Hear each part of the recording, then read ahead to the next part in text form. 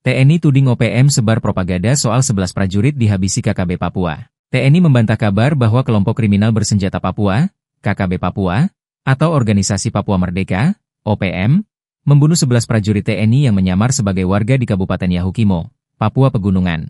Kepala Pusat Penerangan, Kapuspen, TNI Brigjen Kristome Sianturi mengatakan korban yang dihabisi KKB bukan anggota TNI maupun Polri.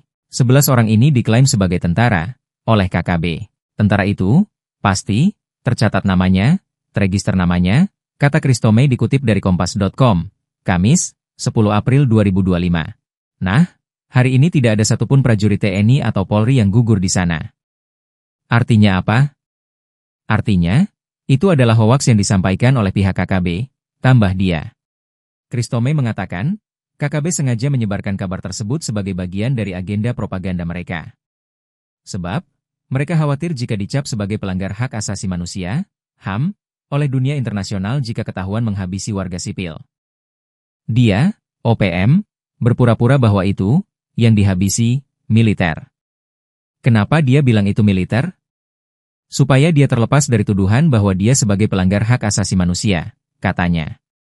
Makanya dia sampaikan itu. Paling gampang, itu tentara katanya, sambung Kapuspen. Hingga kini, ia menambahkan, personel TNI dan Polri masih terus berjaga di sana untuk memastikan situasi dan kondisi di Yahukimo tetap kondusif. Sebelumnya, dikutip dari tribun-papua.com, TPNPB OPM mengeklaim menghabisi 11 warga di Kabupaten Yahukimo, Provinsi Papua Pegunungan, yang diduga sebagai intelijen Indonesia. Bicara TPNPB OPM, Sebi Sambom, menyatakan, pihaknya telah menerima laporan resmi dari markas OPM Yahukimo soal pembunuhan 11 warga tersebut.